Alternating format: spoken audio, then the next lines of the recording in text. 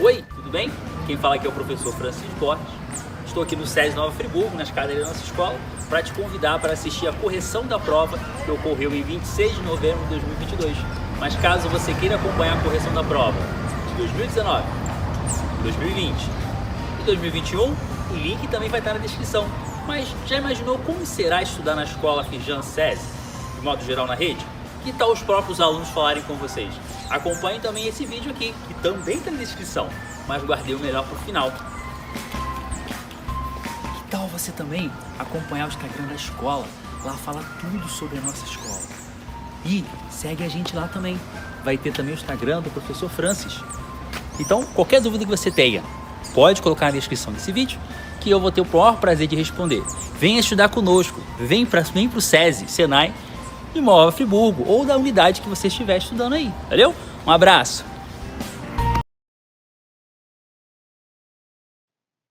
Olá pessoal, seja muito bem-vindo ao meu canal, Aula no Conforto de Casa. Se você já curtiu o vídeo até aqui, não deixa de deixar o seu like e se inscrever no canal e ativar o sininho, até para você poder receber novos vídeos, ok? Vamos com a prova que foi aplicada no dia 26 de novembro de 2022, ao processo seletivo para acesso novo ensino médio Firjan SESI, com itinerário de formação técnica Firjan Senai, edital 001, né, do ano 2023. Eu sou o professor Francisco Borges e vamos fazer a correção de matemática e também da parte de ciência, beleza?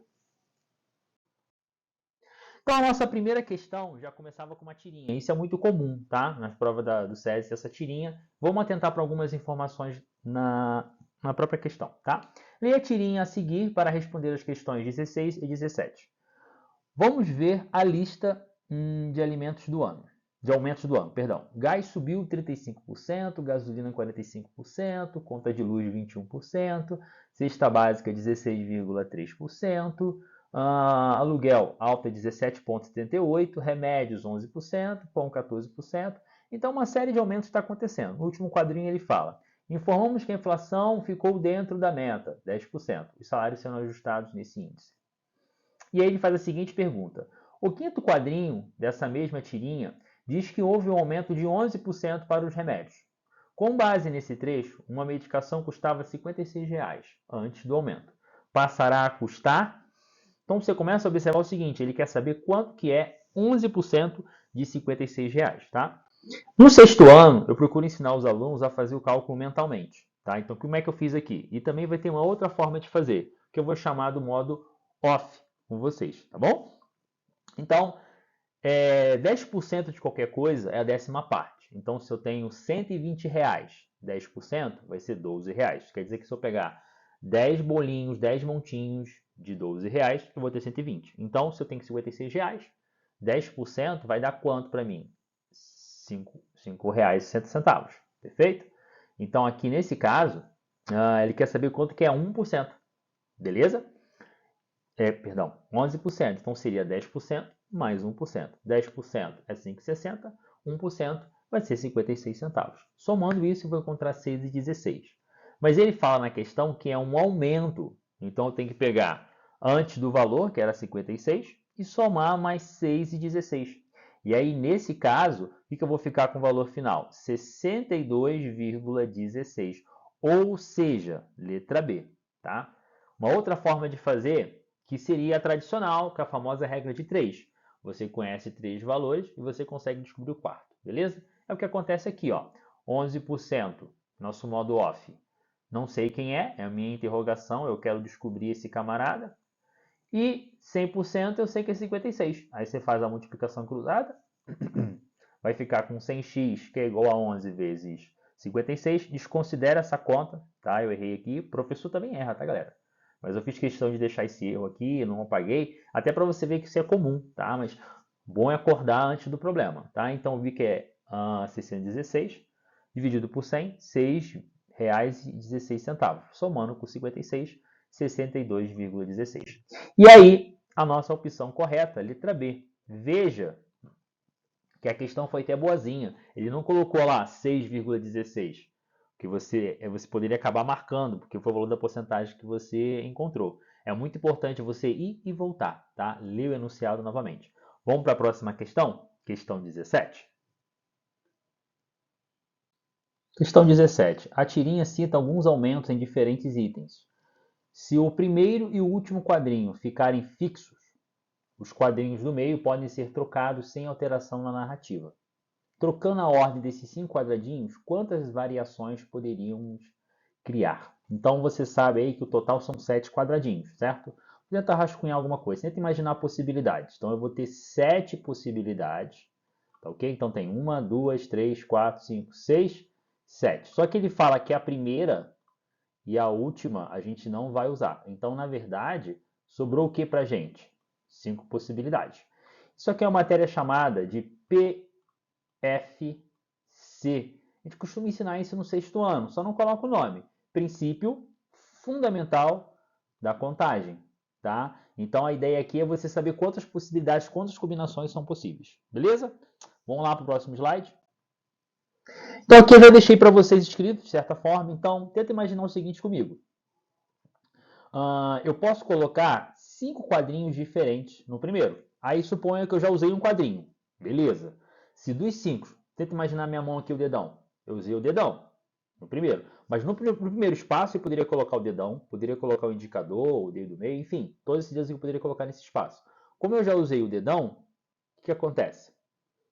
Para o próximo espaço que eu vou usar aqui, eu não vou ter mais 5, vou ter quanto? 4, 3, 2, 1. Então, eu fiz a multiplicação 5 vezes 4 vezes 3 vezes 2 vezes 1, dá 120 possibilidades. Tá? A nossa forma off, só para vocês terem uma ideia, seria fazer na mão. Eu botei até uma carinha aqui, que tem muitos alunos que gostam de fazer as combinações todas, a gente vai gastar muito tempo. E você não vai conseguir observar todas as variações. Então, nesse caso aí, a melhor maneira de fazer seria pelo PFC, beleza? Então, a opção correta aí, a opção correta seria a letra D, 120 variações. Tá gostando do vídeo? Qualquer dúvida, galera, coloca na descrição, tá? Nos comentários aí, que eu, sempre que puder, eu vou estar respondendo para vocês. Vamos manter o foco. Vamos para a questão 18. Questão número 18, né? Ela vem com o texto formativo 18 e 19. Diz assim, o dominó é um jogo bastante conhecido. Uma peça tem 2 pontas com números, sem repetição, de peças iguais. No formato tradicional do dominó, as peças recebem a numeração de 0 a 6, como pode ser visto na imagem 1. Tá? Aqui está a imagem 1. Ó. Deixa eu pegar aqui para mostrar para vocês. Tá, beleza. Já no dominó mexicano, as peças recebem os números de 0 a 12, como na imagem 2. Então, quem nunca teve a possibilidade de presenciar ver um dominó mexicano, é bem interessante esse jogo. Tá? Você pode criar um na sua casa também. Vamos lá. Questão 18. Uma pessoa começou a organizar as peças do dominó clássico, como pode ser visto na imagem. Quantas peças há no total com a numeração 3 no dominó tradicional? Galera, quem já joga dominó, cara, leva uma vantagem monstruosa nessa questão. Tudo bem? Você viu que é de 0 a 6, certo? Então, o 0 conta como uma possibilidade. Tá? Então, o que eu fiz aqui para vocês terem uma ideia? Então, eu rascunhei aqui mais ou menos. São 7 a quantidades. Então, eu vou ter 0 com 3, 0, 1 e 3, né? 3. Aí ele quer saber quantas peças 3, perdão. 3 com 0, que ou seja, não seria com nenhuma peça, nada. Aqui eu vou ter uma. Aí eu comecei a colocar 2 aqui. Enfim, deu para entender a ideia, né? Então, estou tendo umas combinações. 3 com 0. 3 com 1. 3 com 2. Até eu chegar na quantidade de peças de 3 com 6. Então, nessa brincadeira, por conta do 0, muita gente pode ter errado essa questão na prova. São 7 opções, tá? Então, a opção correta aqui, ó, letra C, tá? 7 peças. Tranquilinho, né? Tem umas questões nessa avaliação que eu achei muito simples. De 2019 para cá, e todas as provas que eu tenho corrigido, eu tenho sentido assim, é difícil até falar esse termo, mas mais tranquilas, mais fáceis, tá? Não está pegando muito pesado. Não sei como vai ser a prova agora em 2023 para acesso 2024. Eu acredito que deixa manter esse mesmo nível. O ideal seria que aumentasse o nível. Poxa, você está me sacaneando. Agora que é a minha vez, você quer aumentar o nível. Não, nós vamos conseguir. Vamos junto. Próxima questão. Questão 19. Considerando a maneira como a numeração das peças é organizada, quantas peças existem no dominó tradicional no total? Então, galera, ele quer saber quantas peças há no jogo. Então, nós fizemos uma combinação lá, vimos que tinham 7 e 3. Ele foi até bonzinho nas opções, porque ele pode pensar assim, 7 vezes 7 é 49. Não, não. Cuidado com isso, tá? Porque você acaba contando a peça 2 vezes. Como assim, Francis? Vamos lá. Questão 19. Então, o 0 tem 7 peças. Só que você concorda comigo que a peça 0 e 1 já saiu. Então, quando eu for contar a peça com a quantidade 1, 1 e 0 já saiu aqui em cima. E isso sucessivamente para cada peça. Então, eu tenho 7, 6, 5, 4, 3, 2, 1, que dá 28 peças. Ah, Francis, eu jogo dominó. Então, eu sei que é 28 peças, que é a maneira off, né? Como é que seria isso? O dominó pode até 4 pessoas. E cada uma dessas 4 pessoas recebe 7 peças. Aí, 4 vezes 8. 4 vezes 7, perdão, 28. Tranquila a questão, né? Vamos para a próxima? Então, aí a opção correta, que o dominó tem 28 peças. Pessoal, aprender também a pular questões. Tem questões que são mais densas, eu vou mostrar para vocês aqui. Se vê aquele texto, não sei fazer. Cara, relaxa. Tem questão que você vai ter que pular. Pô, Francisco, eu vou pular a prova toda.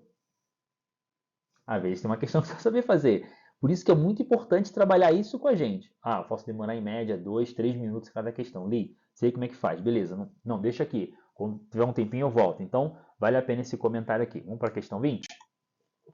A questão 20 das 3 é a que daria um pouquinho mais de trabalho, tá? Mas se você conseguiu fazer a 19, você consegue fazer facilmente também a 20. Vamos lá? Considerando a maneira como a numeração das peças é organizadas, quantas peças existem no dominó mexicano no total? Aí no texto anterior, ele fala lá que o dominó são 12, né? Vai de 0 a 12. Aí você tem que tomar cuidado com isso aí, beleza? Olha como é que eu fiz aqui o raciocínio. Eu fiz bem pequenininho para vocês terem uma ideia. Então, ele fala que é de 0 a 12. Você contando 12, você tem 13 peças. Então, do 0 até o 12, contando com o 0, vou até botar a ideia de intervalo aqui, ó. Quer dizer, esse tracinho quer dizer que o 0 e o 12 fazem parte. Então, contando o 0 até o 12, eu tenho 13 peças. Então, o meu total de peças são 13. E aí eu vou usar uma maneira de explicar para vocês uma soma, que a gente fala soma de progressão aritmética, que é uma matéria do ensino médio. Calma, mas relaxa. Foi o Gauss, 7 aninhos de idade, ele desenvolveu essa técnica. O que ele pensou?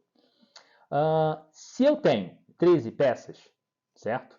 Então eu preciso saber o somatório disso. Então ele pegou lá 13, 12.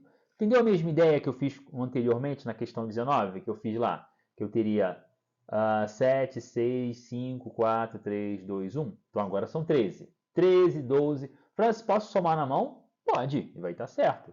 Mas olha o raciocínio. Não vai de 13 a 1? 13 a 1? Então eu estou com 13. Vou fazer aqui um pouquinho maior. E estou com 1 no final. Sempre que você somar os extremos, então se eu somar 13 com 1, nessa brincadeira aqui, você concorda que eu vou encontrar 14? Se eu somar 12 com 2, eu também vou encontrar quanto? 14. Se eu somar 11 com 3, eu vou encontrar quanto? 14. Foi esse raciocínio que eu fiz aqui, ó. Na beira, não sei se está muito pequeno, está ruim para ver aqui, né? Mas deu para entender, né? Então eu tive 6 vezes o 14 e mais o 7 aqui no meio. Gauss é uma curiosidade matemática, tá? Ele tinha de 7 para 8 anos, a professora dele, o professor na época, passou um castigo para a turma e tinha que somar os números de 1 a 100. Gauss fez a mesma ideia, 1 com 100, 101, 2 com 99, 101. Ele fez muito rápido, então ele desenvolveu muitas coisas na matemática, principalmente no campo das séries. Tá? Então quem vai estudar matemática, quem gosta dessas coisas, vem para cá que a gente discute isso aí depois. Mas não é o nosso caso aqui. Uma próxima questão? Então a opção correta aí fica sendo 144. Não, peraí, vamos lá. 6 vezes o 14 mais 7. Deixa eu ver se eu marquei certa a opção. Não, acho que eu marquei errado, galera. 6 vezes 4, 24. Sobe 2, 1, 84. 84 mais 7. Desculpa aí, galerinha, tá? Acabei me empolgando lá falando do Gauss. A opção correta aí, ó, não é a letra D. Não, é a letra C. 91 peças. Beleza? Próxima questão, questão 21. Bom, essa é uma questão que provavelmente muita gente se assustou. Não sei fazer e tal. Cara, super de boa. A dica que eu dou pra você. Se assustou? Pula. Depois você volta nela, beleza? Vamos lá. Ele fala o seguinte, o que é sistema binário? 0, 1, 0, 0, 0, 1, 0, um monte de 0, 0 no início. Não precisa ler isso aí, só para você saber que binário você vai ter duas possibilidades. 0, 1, ou seja, ligado ou desligado. Ou como o texto já está te explicando, esse sistema é utilizado por máquinas com circuitos digitais para interpretar informações e executar ações. E por meio dessa linguagem, o computador exibe e processa textos, números, imagens. Então, você tá, por exemplo, quando você pega o computador, digita a letra A. Letra A minúsculo, letra A maiúsculo, o computador ele entende como um conjunto de números, certo? Então, esses números, quando ele digita lá, essa sequência, o computador gera para você um texto com a letra A, mas o computador entende como conjunto de números. Claro que o processador trabalha e compila essas informações de uma maneira muito mais rápida que a gente consiga compreender, tá bom? O computador não interpreta letras e dígitos, como os humanos, ele só lê sinais elétricos na sua forma mais simples, sem corrente ou corrente. Então, 1, corrente, 0, sem corrente. Tá? Representados respectivamente pelos números 0 e 1. Explica o engenheiro de software Eugene Dodonov. Tá? Texto 2. A base binária, assim como a decimal, é capaz de simbolizar todos os números possíveis e imagináveis. No entanto, ao contrário da forma mais comum, utiliza apenas símbolos 0 e 1. No caso de 24, por exemplo, se escreve 110000. Você fala assim, que doideira. E 25, 11001. Ah, tem que somar? Não, não pensa assim, tá? 26, 11010. Aí, Lucas, talvez você já tenha percebido um padrão aí. E aí, ele utiliza a ideia de notação científica, que é uma coisa que cai muito também nesses tipos de prova e é muito importante você ficar atento, tá? Na base decimal, 24 é escrito da seguinte forma. 24, então ele fez 2 vezes 10 elevado a 1, mais 4 vezes 10 elevado a 0, certo? Entendeu a ideia de pegar o 24? Se eu fizer 2 vezes 10 elevado a 1, é 2 vezes 10. 2 vezes 10, galerinha, é 20. Desculpa a escrita, não ficou legal aqui não, ficou um número até diferente, 20. Mais 4 vezes 10, só que todo número elevado a 0, não sei se você viu isso em potência, tá? Então revisa a propriedade de potência. Todo número elevado a 0 é 1. Então 4 vezes 1, 4. E aqui ele botou 2 vezes 10, 4 vezes 1, deu 24. Observe o seguinte, ele pegou o número 24 aqui, ó. Ele está colocando o número que está na frente, multiplicando. Vou mostrar isso aqui embaixo, ó. Opa, vamos para o próximo slide, ó. Na base decimal, 24, coloquei aqui, excessivamente.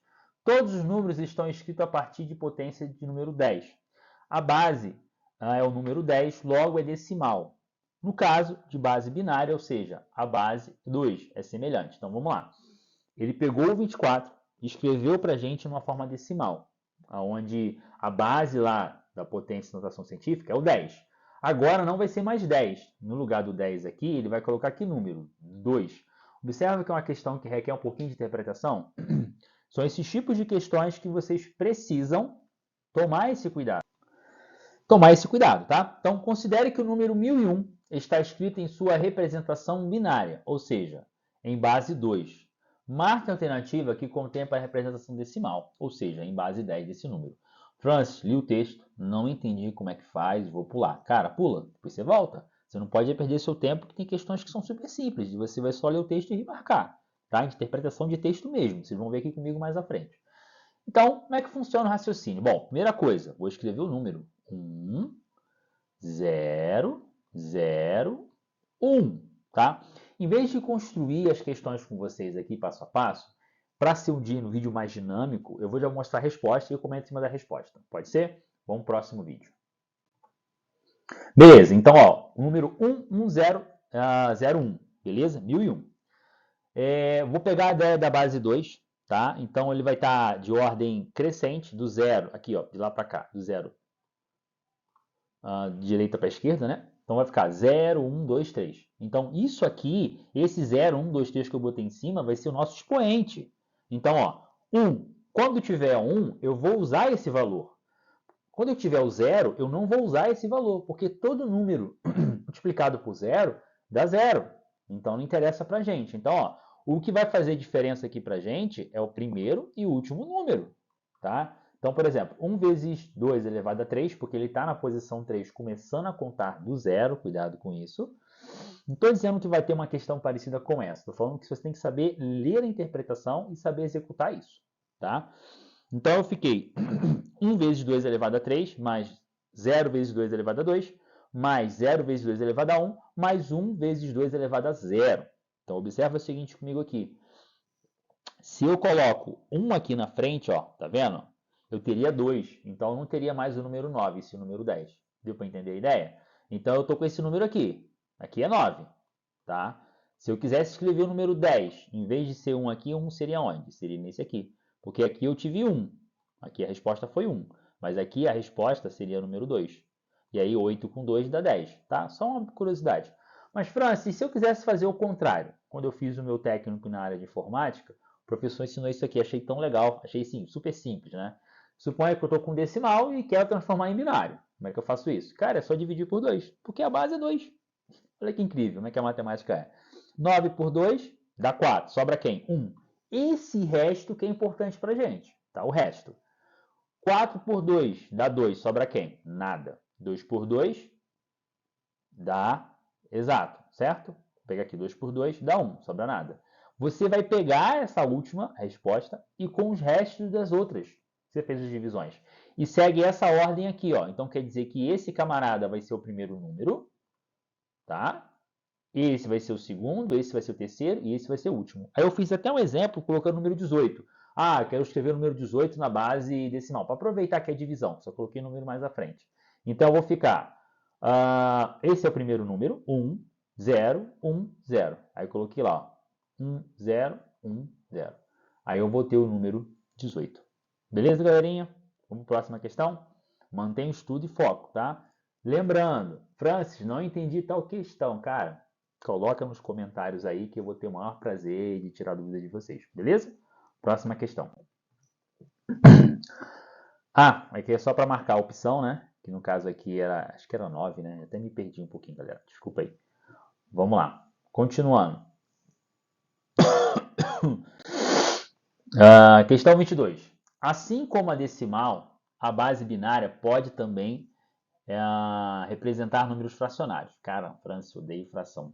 Sempre vai ter fração. Francis, só botar número com vírgula. Aprender a trabalhar com fração, cara, ajuda muito em muitas situações, beleza? Mas vamos continuar dando a questão aqui para não fugir o foco. Nesse caso, os expoentes ficam negativos, como no exemplo a seguir. Então, por exemplo, 0,0011. Então, a mesma ideia, ó, aqui é o 0. Se tivesse o número aqui para frente, seria o 1. O outro número, 2, naquele mesmo exemplo que a gente fez anteriormente lá. Tá? Então, eu estava com o número 1, 1001, né? 001. Lembra? A gente começa a contar aqui. 0. Aqui é o 1, como fosse a potência. 2, 3. Isso porque a vírgula está aqui atrás. Então, se eu andar com números atrás da vírgula, eu vou ficar conjuntos de números inteiros. Lembra? A parte positiva e a parte negativa. Aqui é a mesma coisa. Então, estou com 0, menos 1, menos 2. Quanto mais longe estiver do 0, menor vai ser esse número. Então, a gente põe esse sinal negativo. Tudo bem até aí? Então, já deu a explicação.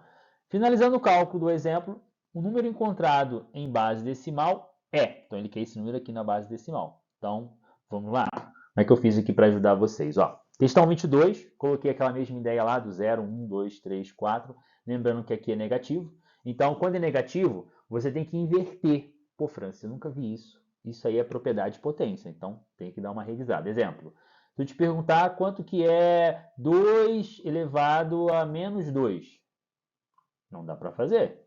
Porque você entende que a ideia do expoente, quando você faz 2 elevado a 2, você está dizendo que esse 2 vai se repetir duas vezes. Ou seja, 2 vezes 2, que me dá 4. Quando eu estou com a quantidade menos 2, eu estou devendo. Então, a ideia é eu trocar esse sinal aqui.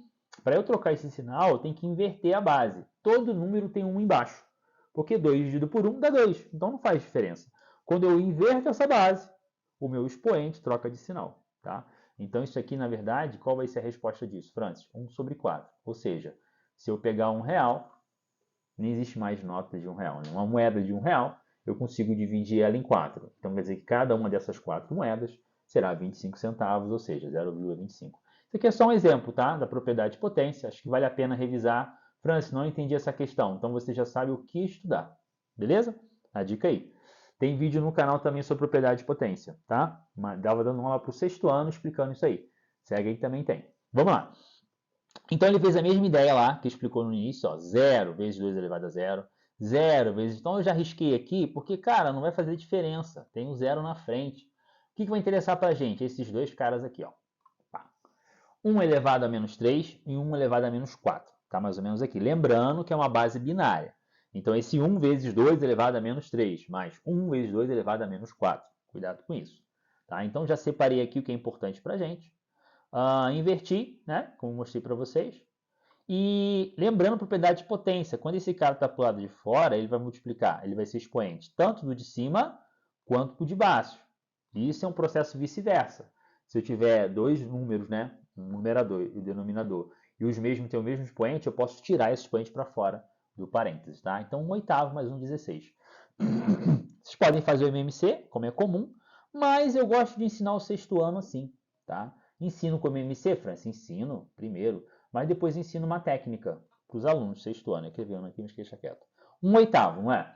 Você concorda que 8 não é a mesma base? Não é, Francis? Mas na matemática, o que você faz num número, numa igualdade, ou no caso aqui numa fração? Se eu aumentar o meu numerador e se eu aumentar o meu denominador, eu posso fazer isso, porque é uma proporção, continua igual. Então, por exemplo, eu tenho um irmão mais velho. Meu irmão mais velho ganha R$8 de mesada. Eu ganho 4. Se de repente o pai quer dobrar a nossa mesada, eu vou passar a ganhar 8 e vai passar a ganhar 16. Consegue estabelecer que é a mesma relação de metade? Aqui também é a mesma coisa. Então eu multipliquei em cima e embaixo por 2. Ué, você pode fazer isso? 2 por 2 é quanto? 1. 1 vezes alguma coisa é o quê? É a mesma coisa. Então eu posso multiplicar em cima e embaixo. Isso também explica a ideia de racionalização. Quando eu tenho 2 dividido por raiz de 3. Como é que eu faço isso, Francis?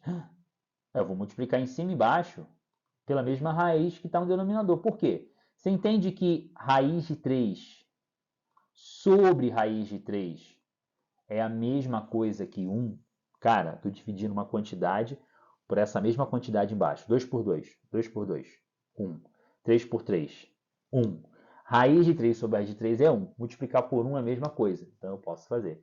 Então aqui você multiplica reto, tá? Numerador com numerador, denominador com numerador. Enfim, aqui vai dar 2 raiz de 3 sobre 3. Enfim, vamos lá.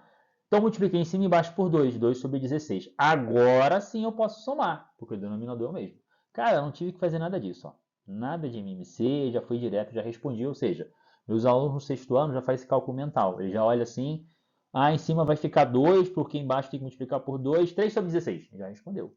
Então isso é importante nesse tipo de prova para você ganhar tempo. Desculpa aqui demorar um pouco mais nessa questão, mas foi importante. Então nossa resposta, 3 sobre 16 avos.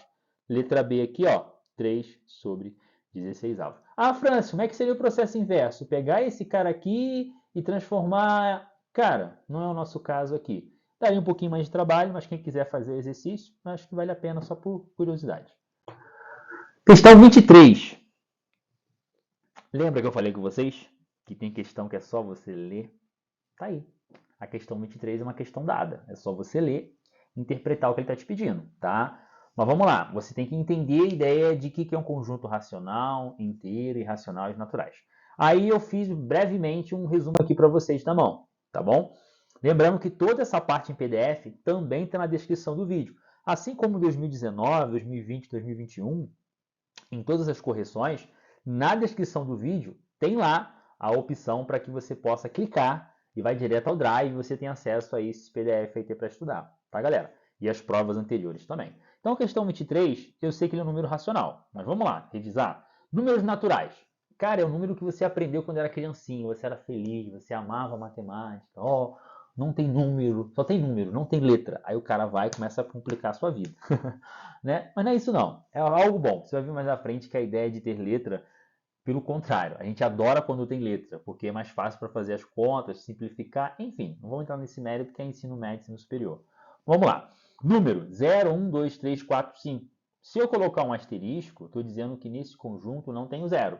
Tá? Isso é uma representação matemática, um simbolismo que a gente utiliza para facilitar os cálculos, tá bom? números inteiros. Vamos lá, inteiro. Então, eu tenho a parte que é natural e mais a parte negativa disso. Ou seja, eu vou ter 0, 1, 2, 3 por um lado direito em geral, né? E lado esquerdo, menos 1, menos 2, menos 3. Aí começa a ver a ideia do número negativo, isso é mais lá para o 7º ano, né? Então o aluno começa a assustar um pouco. Eu, nessa época, tive um pouco de dificuldade também, tá? Mas, assim, a professora foi excelente, conseguiu me explicar bem, a professora Carla Lanza. Isso em Duque de Caxias, olha, e faz tempo, se eu não me engano foi em 90, e vou falar a minha idade não, deixa quieto.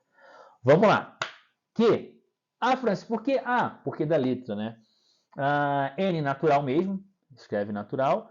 Z é inteiro, só que escrito em alemão. Aí começa com a letra Z. Aí você fala, pô, Francis, mas eu sou brasileiro. Cara, mas a nossa matemática ela teve contribuições de diversos povos.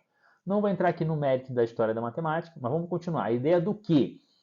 Por que letra Q, Francis? Só uma curiosidade. Lembra que você tem dividendo, divisor, quociente e você tem o resto. Vou botar um R maiúsculo mesmo, M minúsculo com R. Então, toda vez que eu divido alguma coisa, eu encontro o quê? Um quociente. Quociente começa com a letra Q. Então, por isso que os racionais é com a letra Q. E sempre vai ter um tracinho para indicar que isso é um conjunto na matemática. Então, eu vou colocar lá o N, aí no N eu vou colocar um tracinho, para dizer que é natural. Eu vou ter um Z, aí eu vou colocar um tracinho no Z, para dizer que é inteiro. Então, estou representando conjuntos assim, tá? É uma representação matemática. Então, o Q é sempre número em forma de fração. Então, mas Francis, os naturais vão estar contidos nos inteiros e os inteiros vão estar contidos nos naturais. Ou seja, você consegue enxergar que eu posso colocar o número 2, certo? E esse número 2 também está no inteiro. Mas, Francis, 2 não tem fração. Bom, se eu representar o 2 como sendo essa fração, isso não é 2? Então, o número 2 natural também está no quê? Tá? E os números racionais? Já fala irracional, ou seja, não consigo colocar em forma de uma razão, de uma fração. Então, os irracionais são números que não tem como colocar em forma de fração. Aí a ideia da raiz de 2, do epsilon, constantes matemáticas que a gente não consegue entender a periodicidade. Então, o π, então nesse caso aí são números irracionais. Não vou aprofundar nisso, que não é o nosso objetivo aqui. Quando eu faço a união desses dois conjuntos, eu tenho os reais, tá? Aqui eu coloquei um exemplo de fração geratriz, se você quisesse identificar o número com vírgula e transformar em forma de fração. Ainda não vi uma questão dessa no SESI. Mas será que eles podem colocar esse ano? Não sei. Aí eu coloquei aqui para vocês, 1/3. Se você pegar seu celular e dividir ou calculadora, vai dar 0,33333. Só uma curiosidade para vocês aí. Tá? Então eu chamei isso de x. Olha só como é que a letra facilita. Eu chamei de 0,3333 infinitamente, que eu não sei quantos 3 tem, certo? De x. Se eu pedir para vocês 10x, quer dizer que eu peguei o x e multipliquei por quem? Por 10. Francis, eu tenho 3 reais. A vírgula está aqui, galera. 3. Se eu multiplicar esse cara por 10, você concorda que vai ser 30? Então eu vou ter 30 reais. Beleza. Tem 10 bolinhos de 3. Aqui é a mesma coisa. Então tinha 0,333. Multipliquei por 10. Fiquei com 3,3333. Beleza? Agora eu vou fazer uma relação de igualdade. Observa. De um lado eu vou colocar 10x menos o x. Vai dar 9x. E do outro lado, eu vou pegar 3,3333. Essa parcela é exatamente igual a essa. Mas, Francis, quantos 3 tem? Não interessa, mas eu sei que é exatamente igual. Vou subtrair. Vai sobrar quem para mim? O 3. 3 sobre 9, simplificando, dá 1/3. Está aí. Eu voltei o que eu tinha antes em número em fração. Tá? Isso é uma matéria de fração geratriz ensinado também no Fundamental, lá pelo 7º, 8º ano também. Tá? Desculpa demorar nesse vídeo aqui, vamos próximo? Beleza, próxima questão. Então, marcando a opção correta aí, ele é um número racional, letra A. Vamos para a questão agora 24.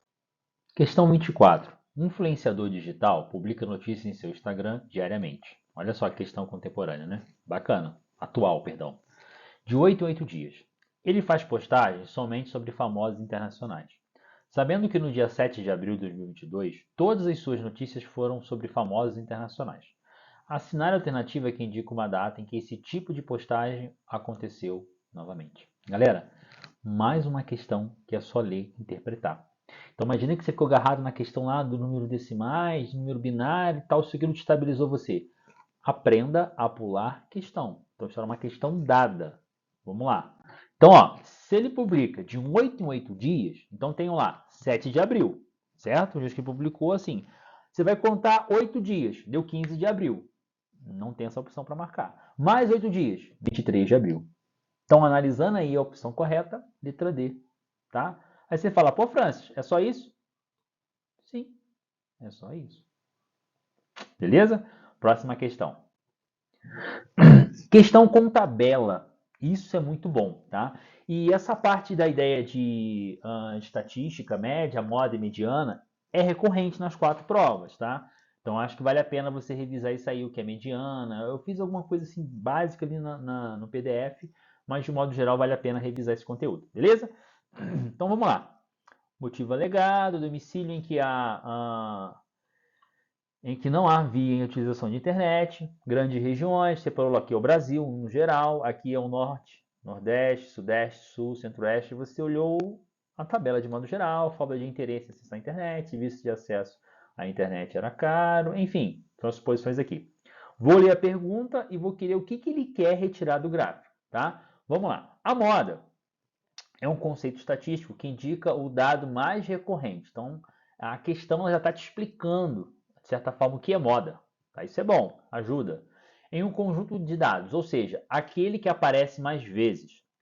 Qual a alternativa que representa a moda na região Nordeste sobre a pesquisa? Domicílios em que não há utilização de internet. Então vamos lá, galera, presta atenção. Francis, não estou vendo o número se repetir. Calma. Aquilo que mais se repete é aquilo que mais as pessoas marcaram. Então, quando eu falo de uma tabela em que tem porcentagens, então vamos lá de novo comigo, ó. Ele quer saber a moda, o conceito de estatística, qual alternativa representa a moda na região Nordeste. Então, a única coisa que eu vou olhar aqui agora é o Nordeste. Eu vou esquecer os outros colunas, porque as outras colunas são outras regiões. Aí ele vira para mim e fala o seguinte, qual alternativa representa a moda? Então, quem é maior aqui? Não é esse número. Você entende que no formulário lá, enfim, a pessoa marcou mais qual opção? Serviço de acesso à internet era caro. Beleza? Então, essa é a minha moda. Então, até botei aqui no PDF, na tabela, o maior valor percentual representa a moda.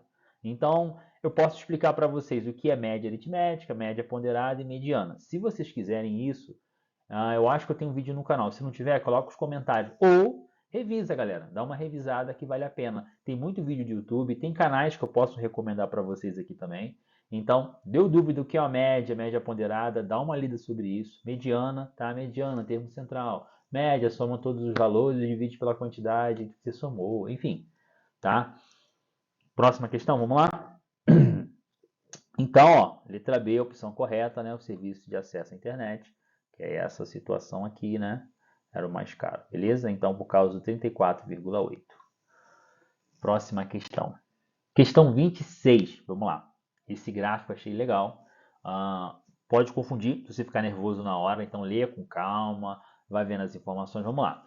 Os dados do Instituto de Conservação da Biodiversidade Chico Mendes, né?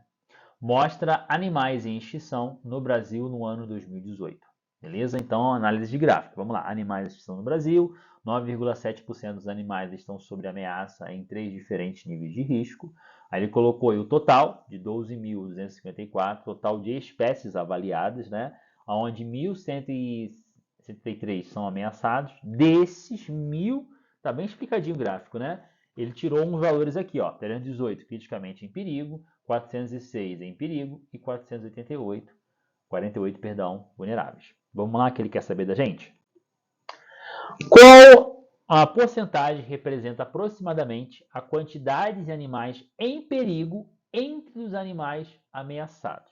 Tá? Eu já vou direto para a resposta, tá bom? No gráfico lá que nós tínhamos todas as evoluções, o total de espécies avaliadas, 12.254, que era o total. Isso aí a gente não vai usar. Observa que na pergunta ele falou o total de ameaçados, beleza? Então vamos lá. Ameaçados são quantos? 1.173. E desse 1.173 ele quer saber o percentual que está em perigo. Então o perigo é 406, certo? Então ele quer fazer uma porcentagem de quanto que é em percentual? 406 de 1.173. Aí vai vários tipos de continhas, né? Aí trabalhar número com vírgula, isso é muito importante. Revisar esses tipos de conta. Cara, toda prova cai número com vírgula, cai porcentagem, cai Teorema de Pitágoras. Então você já sabe o que você precisa revisar e estudar com mais firmeza. Assim como for na parte de ciências, eu vou comentar uma coisa que cai mais em física, em química e biologia também. Continua vendo o vídeo aí. Não se esqueça de se inscrever no canal e também deixar seu like, tá? É rapidinho, ó. Vou deixar você botar o like aí. Aí, meu garoto. Você não colocou para você colar. Vamos lá. Para de enrolar, né, Francis? Então, ó, ele quer o percentual. Percentual é sempre uma parte. Então, vou pegar esse cara e vou dividir por esse. Pô, Francis. Pode ser o contrário, não? Não, não. Ó, até fiz aqui para você ver. Ainda bem que eles não colocaram a opção. Porque se coloca a opção, muita gente erra.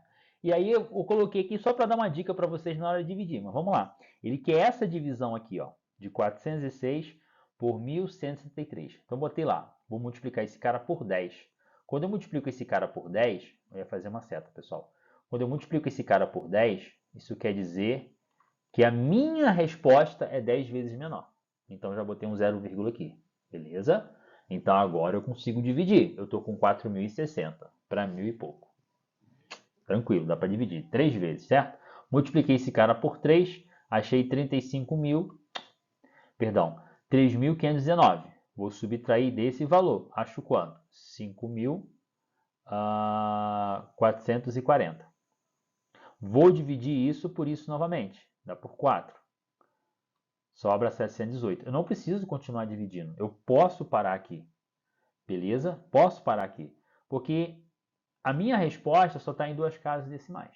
Tá? Eu vou colocar para vocês aí também, que vocês vão achar super fácil, a maneira off de resolver. Tá? Outra forma de fazer.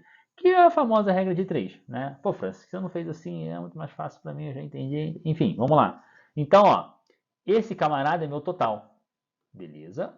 Então ele quer porcentagem. Cara, se você fizer regra de 3, porcentagem sempre regra de 3 também vai dar certo. Tá bom? 406 eu quero descobrir quanto é esse percentual. Beleza? Então, deu a divisão aí, ó, multipliquei por 100. Só lembrando que essa resposta, a sua divisão que você vai encontrar aqui, já vai estar em porcentagem, direto. Então, Francis, achei essa maneira aqui, pô, muito mais fácil de fazer, nem complicou minha vida. Beleza? Então você usa ela, tá? Na matemática tem diversos caminhos para chegar naquela resposta. Nem sempre é só um único caminho. Às vezes é, mas aqui nesse caso não. Somente com essa parte de cálculo. Então, a resposta correta aqui, letra C, 34%. Beleza? Tá gostando? Vamos à próxima questão? Segue aí com a gente. Questão de gráfico. Poxa, Francis, gosto de gráfico. Galera, calma. Gráfico é uma coisa que a gente precisa trabalhar, porque na verdade ele está enxergando fenômenos que estão acontecendo, por muitas vezes por causa de funções. E ensino médio, galera, vou assustar vocês não. Primeiro ano é uma revisão, é um ensino de função muito grande, que é importante para o resto do ensino médio inteiro. Tá? Vamos lá, 27. Sabendo que a função afim representada no gráfico passa pelos pontos menos 5 e 0, 0 e 15, é representada em suas coordenadas cartesianas y e x e y. Qual a lei de formação dessa função? Então ele me deu 2 pontos. Por 2 pontos só se passa uma única reta. Por um ponto, passa uma infinidade de retas, tá? Então eu preciso saber isso, ter isso em mente. Um ponto só, eu posso passar infinidade de retas. Em 2 pontos, só se passa uma única reta, beleza? Então ele me deu esses 2 pontos. Eu tenho que saber enxergar quem são esses pontos. Olha, marcou aqui menos 5 para x. Então esse cara é menos 5 e 0. Tá? Tem que saber quem são suas coordenadas. E sobrou quem? 0 e 15. Francis, como eu faço para encontrar a reta? Tá? Primeira coisa, se é uma equação da reta, ela vai ter aquele formato y, né, igual a x mais b, tá? Ax mais b. Beleza até aí, galera? Vou aqui botar um tracinho para não parecer y. Ax mais b. Francis, mas por que tem um f de x? O f de x é o seguinte, você entende que o y... Eu tinha que colocar um exemplo com número, né? Mas o x é 1. Eu vou colocar 1 aqui, multiplicar pelo a e pelo b, o valor que eu vou encontrar, e vou achar o y. Então, o y ele depende do x. Então, por isso que eu falo que o meu y ele está em função do x. Por isso que a gente bota f de x. Então, dizer f de x e dizer o y é a mesma coisa, tá? Então, o que você precisa me dar como resposta? Quem é o coeficiente a e quem é o coeficiente b? Galera, coeficiente b é o mais fácil que existe. Se eu faço x valer 0, x aqui vale 0, ele vai zerar o a. Se ele zerar o valor do a, sobrou só quem? O b. Fazendo libras. Sobrou o b. Então, o B vai ser sempre 15, porque está cortando o Y no valor 15. Então, não precisava nem fazer mais o resto. Já sabe que é a resposta é letra A? Olha só como é que a prova ajudou. Você vai perder o tempo de calcular o A. Mas, França, eu quero aprender a calcular o A. Vamos lá? O A, ele é uma tangente. Aí falou de trigonometria, França, já não gostei. Aí eu teria que revisar. Se quiser uma revisão disso também, coloca no comentário. França, revisa a trigonometria pra gente. Enfim. Mas ele é uma tangente. Então vamos lá para o próximo slide. Eu já sabia que a resposta é letra A. Preciso fazer mais conta? Não. Segue a vida, mas vamos lá. Te dei os 2 pontos. O coeficiente A, ele é tangente desse A, desse ângulo, tá vendo? Ó, sobre a reta aqui no X vai fazer um ângulo. Tá? E como é que eu acho isso, Francis? Eu tenho que ver quanto que variou no Y, quanto que variou no X, tá?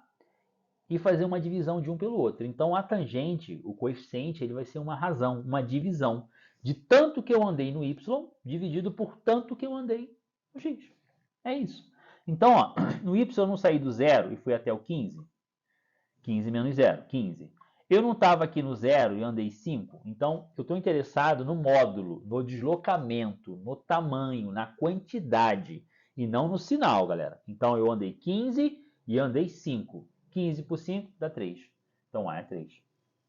É assim, simples. Francis, eu aprendi por meio de sistemas. Ótimo, mas também dá por esse jeito, tá? Beleza até aí? Então a opção correta aí, letra A. Viu? Não foi nenhuma questão tão complexa. Essa imagem vai ser utilizada para a próxima questão também.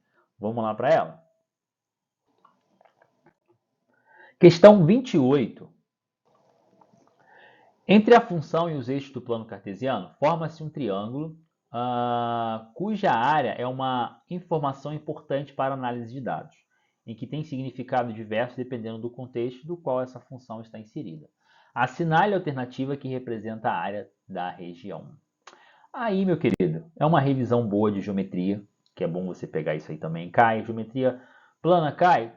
Cai muito não, mas eu acho que deveria cair mais. Geometria é um conteúdo muito importante no ensino médio, a gente ensina muito geometria, e para quem vai seguir também a área de exatas, tá?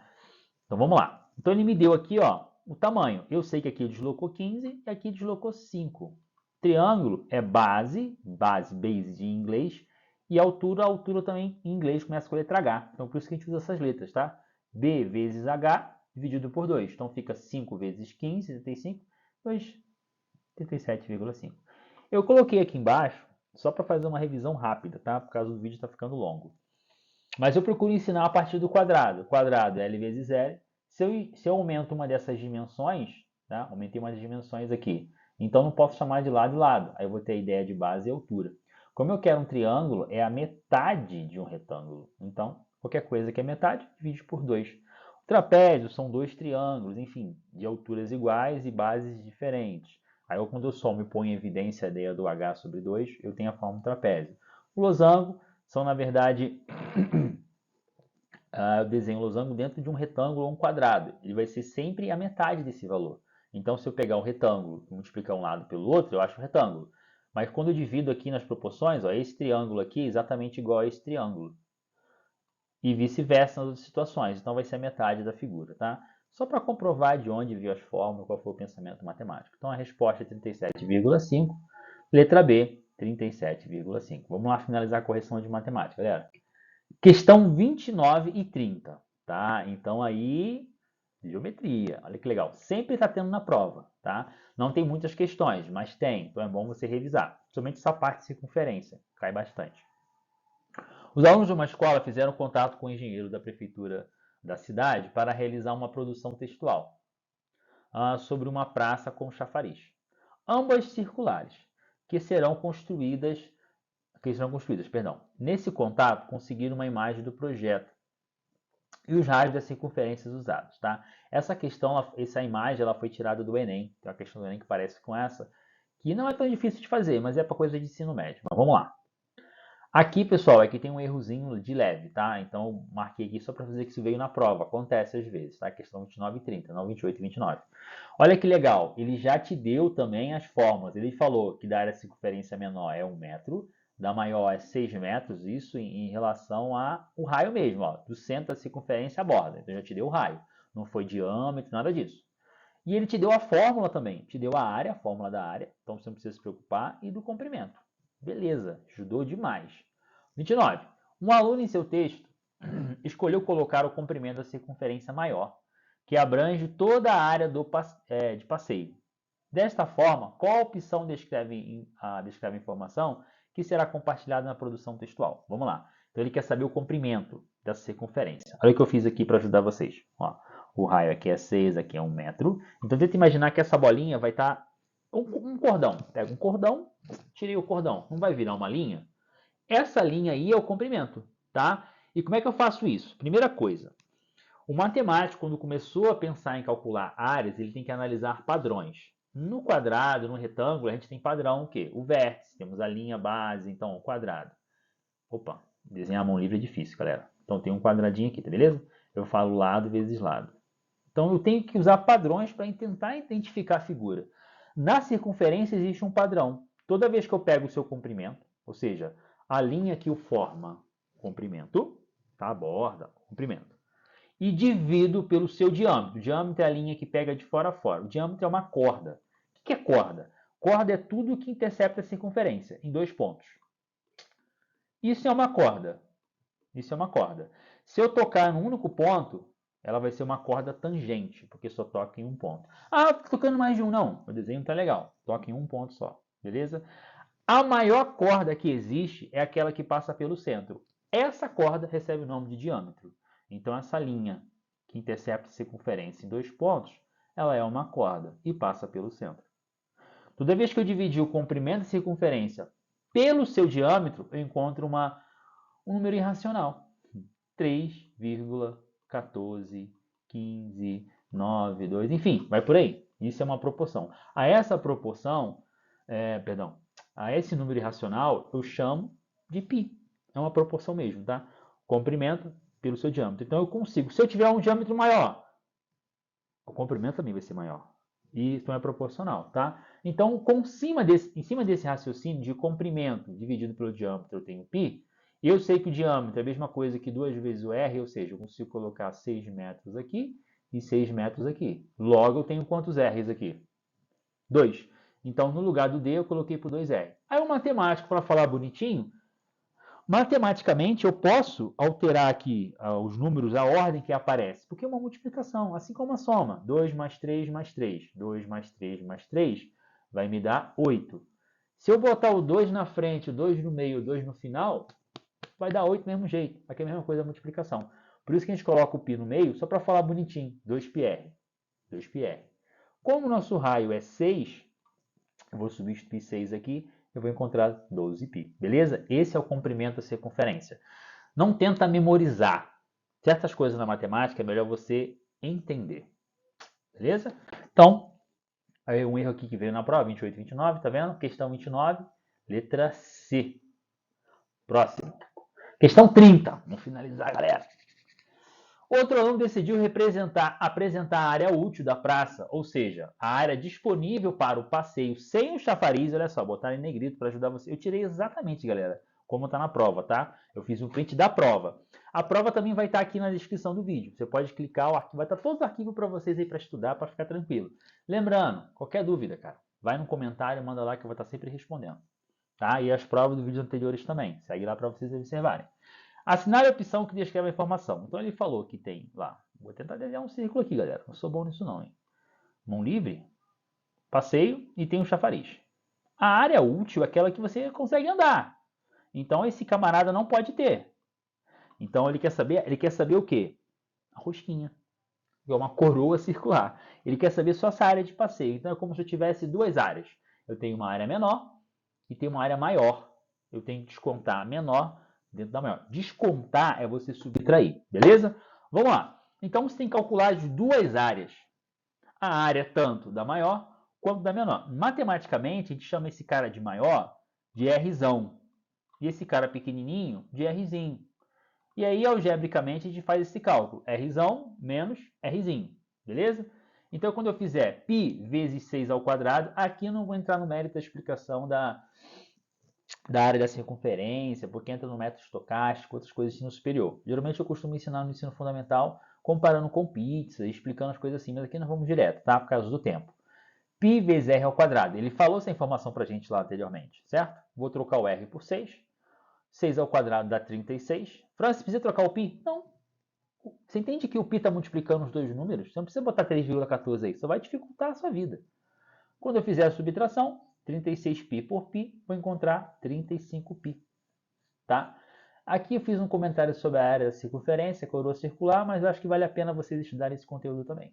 Beleza? Então, finalizando aqui, a resposta correta, 35π. Então, galera, não deixe de se inscrever no canal, tá? Acompanhem a gente. Eu ia fazer 2 vídeos, mas vou fazer o mesmo vídeo, tá?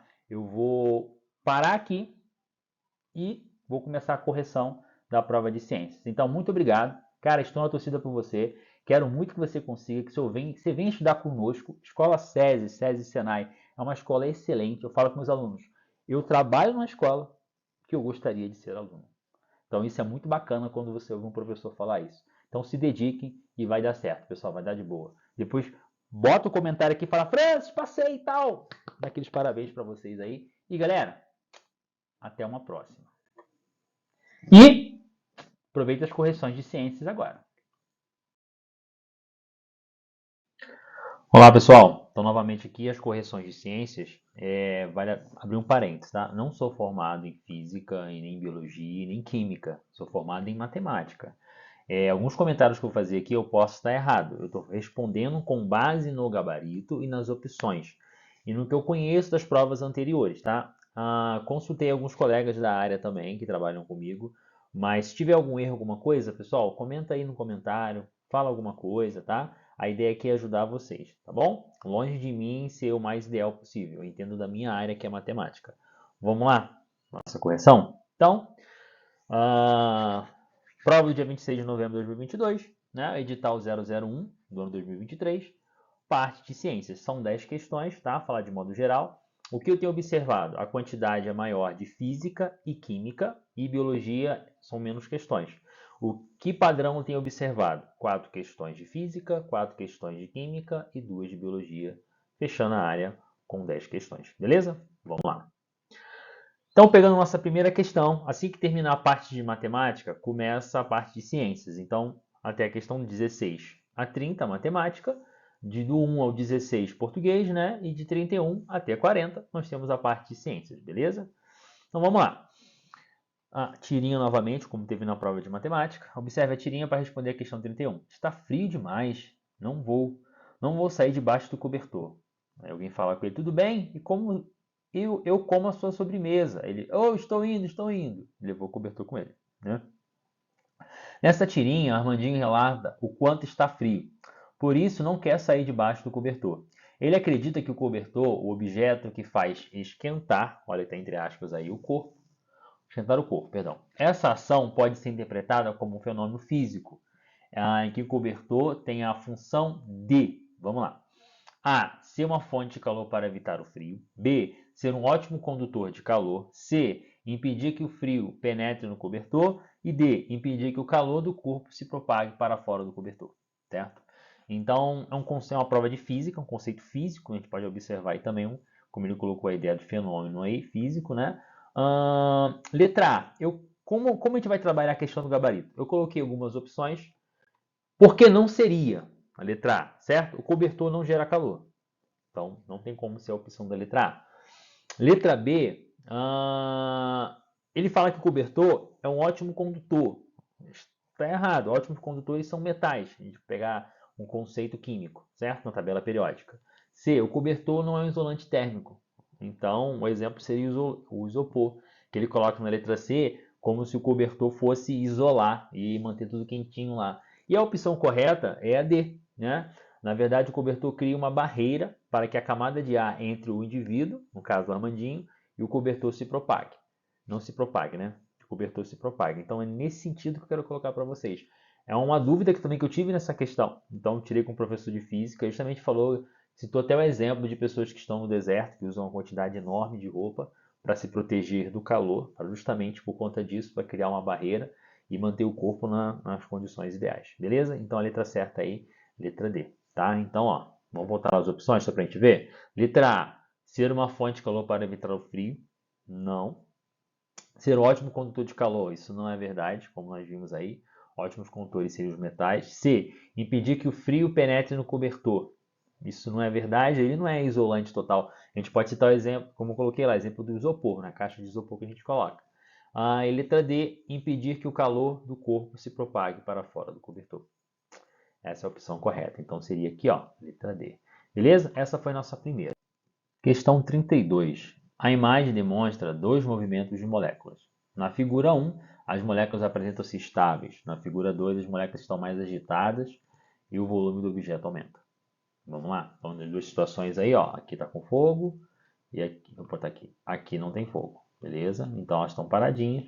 Aqui as moléculas estão agitadas. E ele vai falar o seguinte para a gente. Considerando o fator que interfere na agitação das moléculas e no aumento do volume apresentado na figura 2, pode-se afirmar que o fenômeno descrito e justificado é dilatação térmica por conta do calor que incide sobre o objeto, causa a agitação das moléculas e, consequentemente, aumento do volume. Tá? Opção B, dilatação linear, pois o volume do objeto aumenta em diferentes direções. Se é uma dilatação linear, subentende-se que o quê? Segue em linha, então não em mais de uma direção. Mas vamos lá, ver as opções. Letra C, dilatação térmica, pois a chama que incide sobre o objeto permite a contração das moléculas. Logo ocorre liberação de calor. Espera aí, se algo está contraindo, não é porque eu estou... É questão do exotérmica e endotérmica, quando eu cedo energia ou quando, de certa forma, eu libero energia. Estou cedendo ou estou absorvendo energia. Então, cuidado com esses tópicos aí, tá? Então, esse termo aqui, ó, quando ele fala contração, isso aqui seria errado, dentro do contexto geral, tá? Estabilidade molecular, pois não há alteração do volume do objeto. A questão fala que há. Então, é interessante você observar isso na prova, que tem opções mesmo que você não entenda o conceito ou esqueceu de modo geral, no próprio enunciado te dá a dica das respostas. Então, presta atenção nisso, tá? Vamos ver lá como é que eu fiz o nosso print, né? A resposta correta é a letra A, da forma que está escrito, vamos ver depois, né? Letra B fala de dilatação linear, é o aumento de volume que acontece em apenas uma dimensão, e no caso no seu comprimento, não é o que aconteceu no nosso sólido que estava lá. Letra C, não há contração das moléculas, na verdade, dilatação térmica é o acréscimo no tamanho dos corpos decorrente de um aumento de agitação térmica das moléculas, tá? Então a letra C, de certa forma eu estou colocando ali por escrito o que seria correto dentro da opção, tá? Então é uma forma de a gente estudar também. Letra D. Na dilatação térmica, aumento de temperatura, as moléculas passam a mover-se com amplitudes maiores. Dessa forma, ocupa o espaço maior. Aí vai contra aquela ideia da palavra contração, tá? Então a opção correta aí, ó, letra A, tá? Questão 32. Dilatação térmica por conta do calor que incide sobre o objeto, causa agitação das moléculas e, consequentemente, o aumento do volume. Tá? Próxima questão. Questão 33. No último dia 6 de setembro de 2022, a NASA, a partir do telescópio espacial James Webb, capturou as primeiras imagens da nebulosa de Órion, deixando os astrônomos impressionados e contribuindo para que eles possam compreender melhor o processo de surgimento das estrelas. Tá? Isso é uma questão bem conceitual, é uma questão de física. Então, imagina um professor de matemática tendo que responder isso. Não é o ideal, tá? Mas quem gosta do assunto e curte, entende, pode comentar aqui também no vídeo, falar e tudo mais. Lembrando, eu vou pegar as opções, embaixo nas opções eu vou dizer o que seria correto ou não do que está sendo escrito ali, tá bom? Letra A. Nebulosa de Órion fica fora dos limites da nossa galáxia, a Via Láctea, apesar de estar dentro do Sistema Solar. Para o colega que é de matemática, professor aqui, ele fica assim, não entendi muito bem. Vamos lá, letra B. A nebulosa de Órion é visível a olho nu no céu noturno, porque está mais perto da Terra do que o restante do Sistema Solar. As nebulosas são uma região de destruição estelar. Em seu interior, as estrelas estão morrendo e aumentando sua emissão de luz. As nebulosas são uma região de formação estelar. E em seu interior, as estrelas estão nascendo e começando a brilhar. Então, dica. Vou ler de novo a pergunta. Ele fez uma afirmação aqui sobre uma nebulosa específica, tá? Ele fala a nebulosa de Órion, bem específica mesmo, tá? E depois, ó, aqui, ó. E depois ele faz a seguinte pergunta: sobre as nebulosas. Aí ele falou de modo geral, tá? E aí você tem duas afirmações que são particulares, que é de Orion e de Orion. Tem questão que você já pode desconsiderar, aqui é o caso, quando ele faz uma particularidade, já que ele está perguntando em algo em geral, tá? Vamos ver lá que eu botei lá no print, ó. Letra A. Em todas as galáxias, incluída a Via Láctea, podem encontrar-se nebulosas, como a nebulosa de Órion e uma nebulosa difusa que se encontra a 1500 e 1800 anos-luz do Sistema Solar. Então, letra A não é. Letra B. É possível ser observado a lua no céu noturno. Fica a cerca de 1500 anos da Terra. Então, isso é verdade. Tá? Ele tá falando Mas ele falou de modo geral, e não só dessa. Então, tem opções que irá deixar você confuso. Isso é muito comum. Vão deixar a gente confuso. Tá? E a correta é a letra C. Tá? São formadas, sobretudo, de poeira cósmica e gases, como hidrogênio, 75%, e 25% de hélio. Então, só fiz uma complementação aqui dentro do que é a resposta correta. Tá? Algumas nebulosas nascem da explosão de estrelas massivas que se encontram no fim de seus ciclos de vida. Fala assim, poxa, Francis, por que você não escreveu isso? Galera, quando eu fiz a prova, eu fiz o que eu tinha disponível na hora. Então, o nosso tempo é bem escasso. Então, estou gravando esse vídeo aqui também meio que na correria. Esse período do ano, estou gravando na meada do ano, né? Estou gravando esse vídeo aqui. Hoje é... Ih, rapaz, esqueci a data de hoje. Deixa eu ver aqui no celular. Hoje é 20 de julho. É meu único dia de férias. Quer dizer, meu único dia de férias é hoje. Então, fiz isso ao longo da semana, fui escrevendo e estou gravando um vídeo aqui para ajudar vocês. Tá? D. Ao oposto do que seria correto. Ela fala que em seu interior as estrelas estão nascendo. E sim, morrendo, entre aspas. Então, aquele brilho da explosão da estrela. Tá bom? Então, correto é a letra C aí, que fala que as nebulosas são uma região de destruição estelar.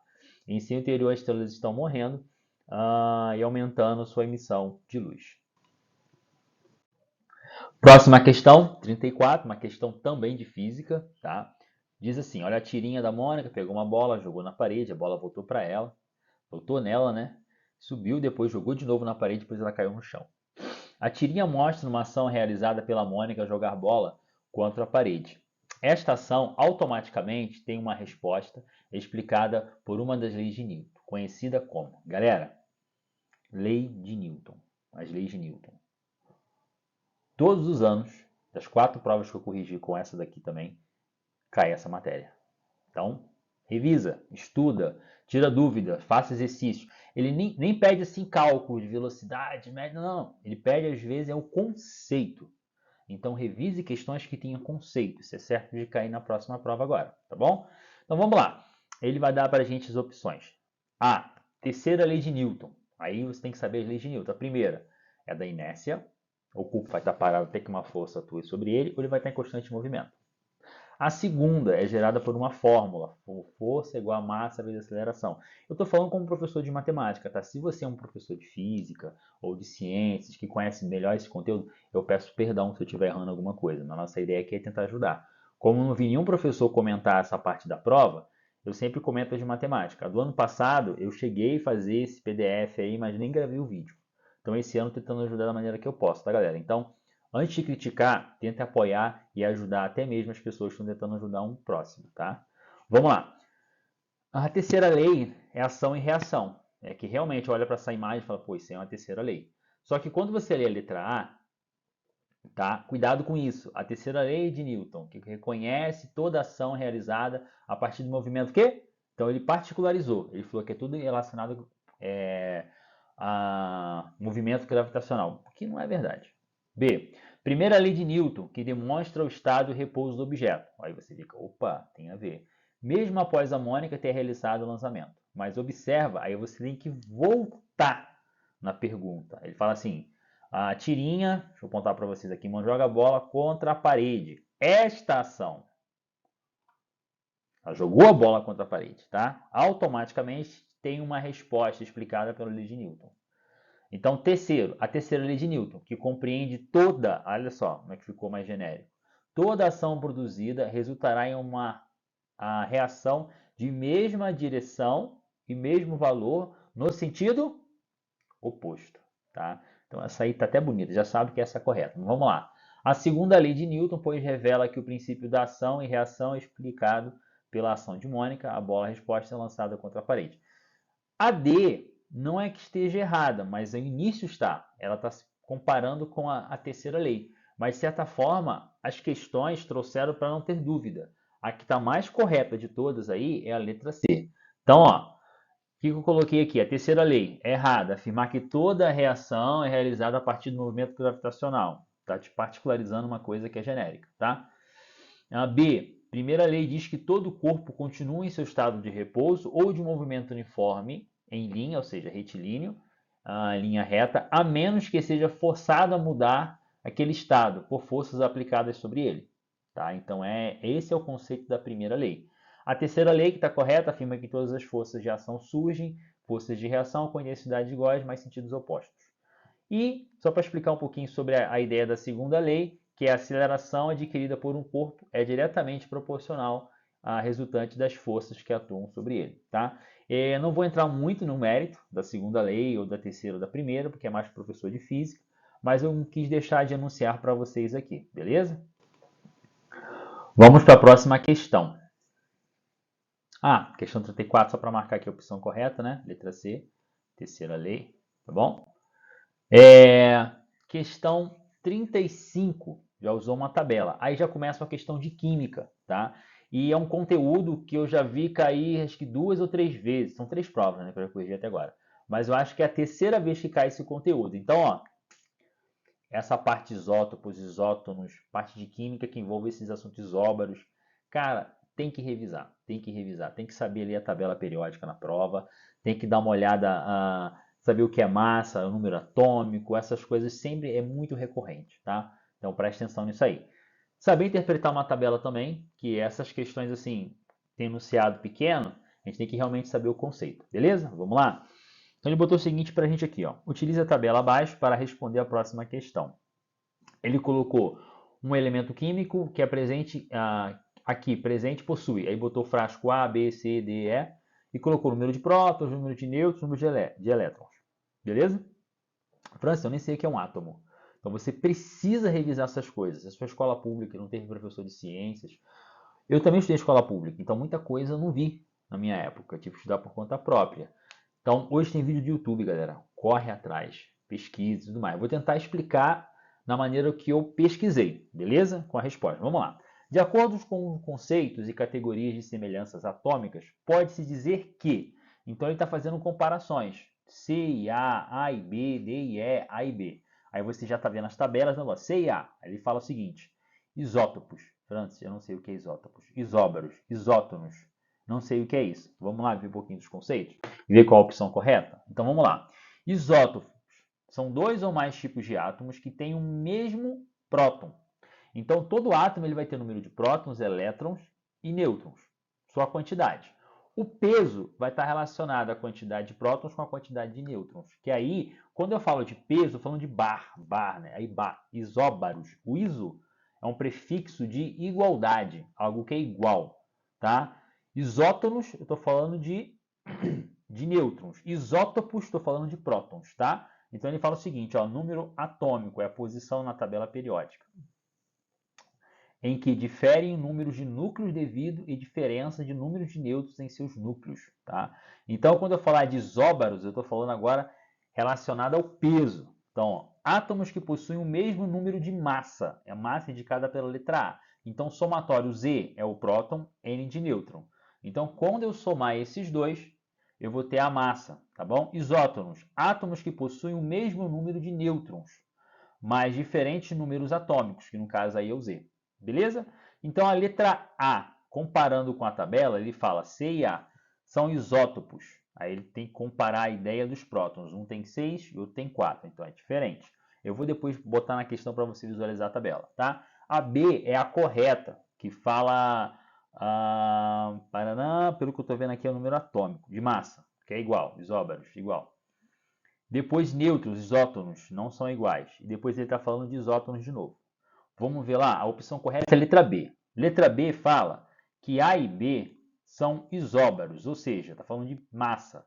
A massa vai ser quem? Vai ser o meu número de prótons mais o número de nêutrons. Então, ó, eu vou olhar as colunas, duas linhas. Então, eu estou comparando a coluna A, vou pegar aqui a A, com a B, um do lado do outro, ó. Ele está comparando os prótons e os nêutrons. Então, se eu somar 4 com 5, dá 9. Esse é o peso, 9. E aqui também, 5 com 4 vai me dar quanto? 9. Por isso que a letra B é a opção correta. Depois você faz as devidas observações, só para a gente não tomar o vídeo e não ficar muito extenso. Tá, galera? Espero ter ajudado nessa questão aí. Próxima questão, questão 36. Considerando a água potável, pode ser que esta representa, aí na questão, acabei não colocando que eu peço perdão, de uma garrafa d'água, mostrando as composições de cálcio, potássio e tudo mais lá. Tá? E aí é um conteúdo também recorrente em outras provas, quando a gente fala de substâncias, de mistura, homogênea, heterogênea, tipos de fase. Então é bacana você revisar isso também, isso costuma cair. Tá? Letra A, uma substância pura, está falando sobre água potável, essa água que a gente bebe, que está na garrafinha. Tá? Uma substância pura, por apresentar em sua composição apenas moléculas de H2O, então eu já desconsideraria essa opção aí só pelo fato de falar que apenas moléculas de H2O. Se o próprio rótulo fala que tem outras substâncias para tornar essa água potável. Porque a água pura, aquela que a gente não bebe, que não é potável, que só tem H2O, é uma água amarga. Ela não é feita para a gente beber de modo geral. Ela não tem os nutrientes, os sais minerais que nós precisamos para nossa condição física também. Uma mistura homogênea, aí tem que ver o que é homogêneo e o que é heterogêneo, que apresenta uma única fase, e entender também o que é essa ideia de fase, tá, galera? Então, as perguntas de química têm muito conceito misturado um com o outro, então é bom você também identificar cada um, olhar a questão e falar, tá, é isso aqui, tá bom, pessoal? Cuidado com isso também. Um elemento químico por apresentar somente átomos de hidrogênio, essa aí facilmente você sabe que não é. Se a molécula da água é H2O, está falando hidrogênio e oxigênio, não é que fala que somente átomos de hidrogênio. Tá? Mas por que ele colocou isso, Francis? Para justamente dar a ideia do conceito. Quando eu falo de substância pura ou algo homogêneo, tá? É para confundir a pessoa. Há uma substância homogênea que apresenta fases diferentes dependendo da sua composição química. A ideia de fase é quando você consegue observar, seja por um método científico ou um método de separação simples, a diferença. Água e óleo. Eu tenho duas fases. Eu tenho a água, que é uma fase, quando eu jogo óleo, o óleo é menos denso, ele vai ficar sobre a água. Aí você consegue ver a diferença de fase, tá? O que eu botei como resposta aqui? Algumas explicações até para ajudar, tá, na interpretação do problema e tudo mais.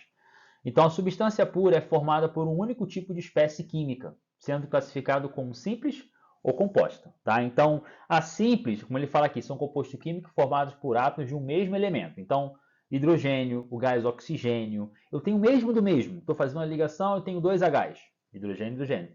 Essa questão de ligação está vinculada também à tabela periódica, à camada de valência. Aí é um conteúdo também relacionado à área de química, por isso que é importante revisar essas coisas. É todo um contexto. Por quê?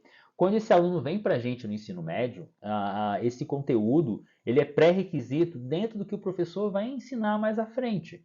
Então, a prova ela serve para isso também, mas às vezes eu acho injusto para o colega que não teve, o aluno que não teve acesso a um professor de ciências ou de química. Então você vai ter que estudar por conta própria. Por isso a ideia de fazer esse vídeo e dar essas orientações também, tá? Por isso que é importante você dar o seu like, se inscrever no canal, compartilhar o vídeo para que outras pessoas possam também estar tendo acesso a esse material, tá, galera? Vamos lá. Composto.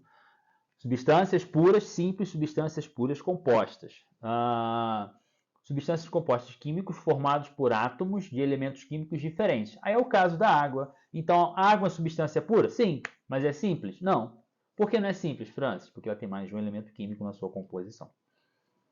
Tranquilo?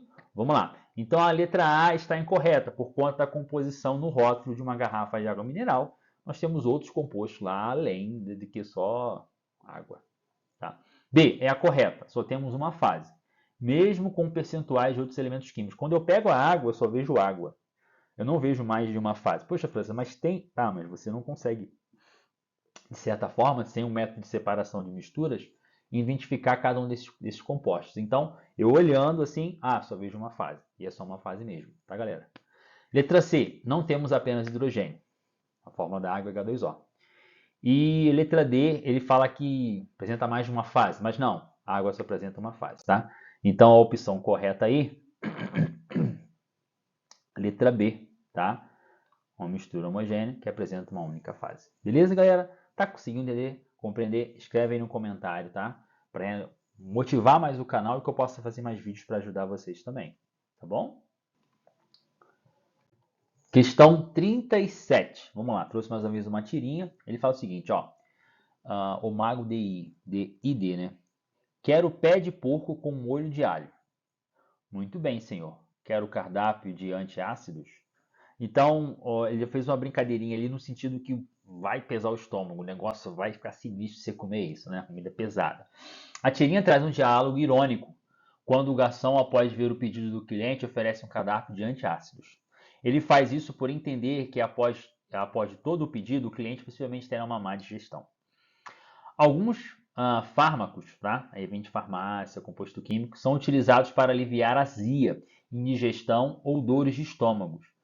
Estes são chamados de antiácidos, pois em sua constituição química existe uma função inorgânica chamada base, que tem a função de, galera, função inorgânica em química. Em todas as provas teve esse conteúdo. O que você vai fazer? Vai revisar, vai ver o que é um ácido, o que é uma base, o que é um sal, o que é um óxido, como é a nomenclatura, como eles são apresentados. Para quando se uma questão como essa, você consiga resolver, beleza? Então vamos lá. Essa questão acho que foi a última questão que eu fiz escrita à mão. As próximas eu comecei a escrever no computador que eu tive um tempinho maior. Vamos lá.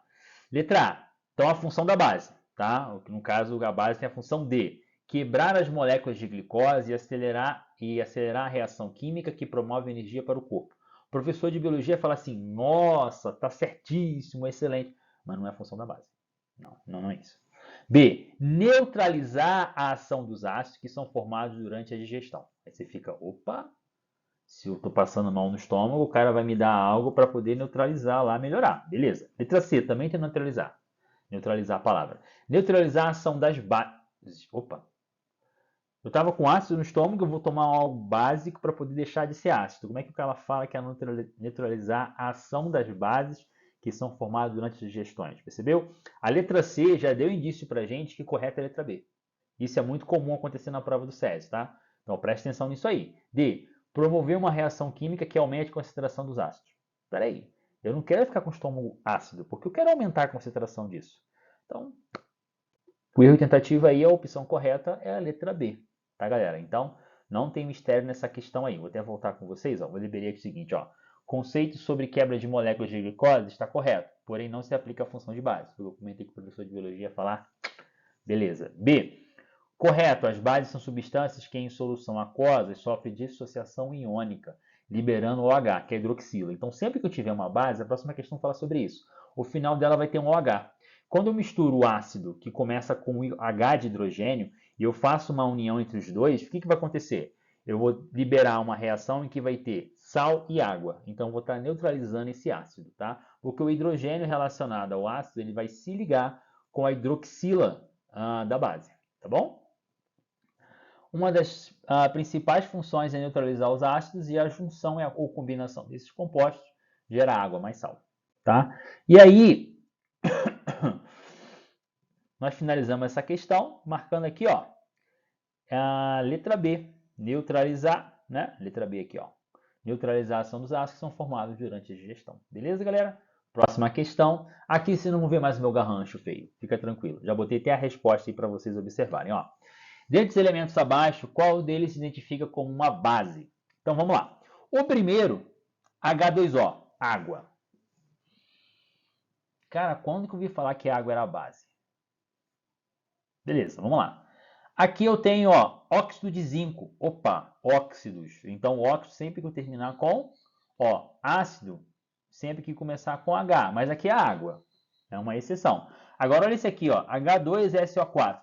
Em provas anteriores do SESI também teve esse composto químico, porque é um composto químico muito conhecido e vocês estão no 9º ano. Vocês não têm que saber todos os compostos químicos, de certa forma, são ensinados no ensino médio. No 2º ano do ensino médio, quando vocês vão retomar esse conteúdo aí. Tá? Então, isso é um ácido sulfúrico. Sempre que começar com H, ele é um ácido. Tá? AlOH, sempre que tiver um OH, isso é uma base. Tá? Que no caso é um hidróxido de alumínio. Tranquilo, galera? Francis, para que serve cada um? Como é que é? Aí tem que ser um professor de química, galera. Peço perdão. Se tiver um colega de química que queira corrigir essa prova, fazer um vídeo, cara, seria muito grato. Eu acho que seria muito melhor do que eu explicando, tá, galera? Então peço perdão aí. Aí já foram as 4 questões de física, já foram as 4 questões de química. Aí vai vir biologia. Então a biologia geralmente é sempre 39 e 40, sempre as 2 últimas. E a biologia, o que você tem observado, França, pela sua experiência em correção de provas? É sempre uma pegada de ecologia, de sustentabilidade, de reciclagem. São sempre textos e perguntas nesse sentido que envolvam também o ecossistema, como é o caso dessa questão aqui. Vamos lá? Leia o diálogo a seguir para a questão 39. Eu vou colocar esta espécie exótica no meu lago para aumentar a biodiversidade. Aí o colega que já fez isso, né? Também fiz isso no meu. Então percebeu que a tartaruga comeu todos os peixinhos, né? É complicado você mexer no ecossistema. Não é tão simples assim, tá? A Convenção sobre Diversidade Biológica define como espécie exótica toda espécie que se encontra fora de sua área de distribuição natural, isto é, que não é originária em determinado local. Nos últimos anos, a quantidade de espécies exóticas no Brasil vem crescendo exponencialmente à medida que são transportadas para diferentes ambientes, e assim sendo dispersos rapidamente. Essa ocorrência pode trazer prejuízos ambientais, como, por exemplo, aqui no Brasil teve a questão dos caramujos. O pessoal queria fazer escargot e trouxe escaramujo africano. Então são tipos de espécies que não teria como, por ordem natural, chegar em outra região. Às vezes alguém traz, o ser humano, na verdade, né? Traz de algum lugar para o navio, para o avião, enfim. Mas vamos lá. Ele colocou aqui, ó, vou ler de novo a pergunta, desculpa, tá? Crescendo exponencialmente à medida, pode trazer prejuízos ambientais, como, por exemplo, a influência na riqueza e na mudança de outras espécies nativas e, consequentemente, a alteração do equilíbrio e da dinâmica dos ecossistemas. Aí você pensa o seguinte, pô, parece legal essa opção, a influência na riqueza e a abundância. Olha o quadrinho em cima, ele colocou mais um animal diferente, ele colocou uma tartaruga lá, ele quer colocar. O que a tartaruga fez aqui? Já comeu os peixes. Então tem um controverso. A tirinha, ela vai te ajudar também. Preste atenção nisso aí. B. Crescimento de uma espécie exótica pode promover o surgimento de um novo ambiente ecológico, podendo chegar à formação de um novo bioma. Ficaria meio assim, não sei. O professor de biologia pode responder melhor. O número de espécies aumenta no ambiente, tá? Porém, traz benefícios colonizando o ambiente. Não sei, porque pode mexer também na cadeia alimentar dos animais, né? Complicado, do indivíduo, no caso, ser vivo. Não existe alteração ambiental com as espécies exóticas, uma vez que a espécie possui capacidade de adaptar ao ambiente. Entende que algumas opções a gente consegue, de certa forma. Você lembra que eu deixei você confuso na A? Mas a A é a opção correta, tá? Então vamos ler de novo a pergunta, ó. Nos últimos anos, a quantidade de espécies exóticas no Brasil vem crescendo exponencialmente à medida que são transportados para diferentes ambientes e, assim, sendo dispersos rapidamente. Essa ocorrência pode trazer prejuízos ambientais, como, por exemplo, a influência na riqueza e abundância de outras espécies nativas e, consequentemente, a alteração do equilíbrio e da dinâmica dos ecossistemas. Tá? Próxima questão. Vamos finalizar aqui o nosso vídeo. Ó. Questão 40, a última. Em maio de 2022, a Organização Pan-Americana de Saúde incluiu o Brasil em uma lista de alto risco de reintrodução de poliomielite, que é a paralisia infantil. Os motivos para o alerta são vários. A poliomielite é uma doença infectocontagiosa aguda causada pelo polivírus selvagem responsável por diversas epidemias no Brasil e no mundo. Ela pode provocar desde sintomas como de um resfriado, comum a problemas graves no sistema nervoso, como a paralisia irreversível, principalmente em crianças com menos de 5 anos de idade. Beleza.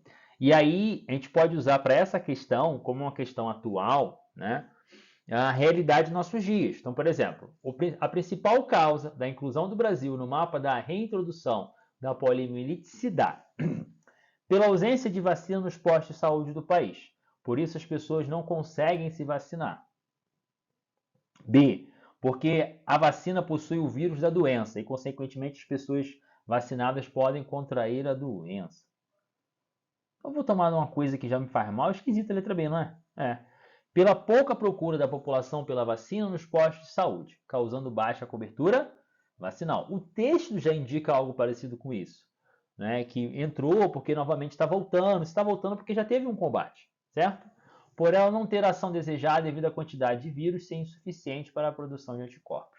Então a opção correta aqui, galera, letra C, pela pouca procura pela vacina nos postos de saúde, causando a baixa cobertura vacinal. As questões de biologia, eu observo que tem um quê assim, do que você vê na televisão, o que você tem na mídia, o que você vê nos jornais, né? Que você pesquise um pouco sobre isso, voltado nessa parte de ecossistema, da questão ambiental, da questão também de reciclagem, tudo isso, você bater nesses pontos são importantes. Não vi nenhuma questão voltada para a área do corpo humano, do animal, de modo geral, até hoje não, tá? Estou falando experiências, as questões que eu corrigi da parte de biologia, como você pode conferir também na descrição do vídeo da correção das provas anteriores. Beleza, galera? Então aqui, eu estou finalizando, tá? De coração, estou torcendo muito por vocês. Eu gosto muito de ler o comentário dos alunos que colocam assim, Francis, consegui passar, ou até agradece, mas eu sempre falo que o merecimento é de vocês, cara. O mérito é de vocês. Vocês estão estudando, se dedicando para estar estudando com a gente aqui no SESI. Pensamento positivo. Eu sei que ter uma base familiar faz toda a diferença.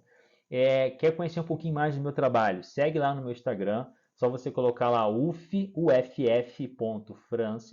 Vai aparecer lá, tem vídeo, como eu trabalho com os alunos na relação à matemática, como é a nossa escola SESI Nova Friburgo. Tem muita coisa legal lá também. E aqui também no canal Aula no Conforto de Casa, você vai ter diversos vídeos, além de vídeos de correção das provas anteriores, tá? Então, muito obrigado por você chegar até aqui até o final. Estou na torcida por você. Comenta aí de onde você está vendo essa prova, essa correção, de onde você é, até para poder conhecer um pouco mais. Estou pensando em montar uma live perto da prova para a gente se debater, tirar dúvidas, conversar mesmo, tá? E tirar... Às vezes tem que saber como é que é a escola, como é que funciona, porque como é uma rede, o que acontece em Friburgo, acontece em São Gonçalo, em Petrópolis, em Volta Redonda, em Resende, certo? Então, saiba que a escola vai estar sempre de braços abertos para receber vocês. Então, a prova é o meio que nós temos de ser mais igualitário possível. E eu corrigindo aqui é para ajudar vocês, tá, galera? Não vou segurar mais vocês, como eu coloquei nesse slide final aí. Obrigado por você estar aqui, estou na torcida por você e não deixe de se inscrever no canal. E galera, até a próxima. Fui!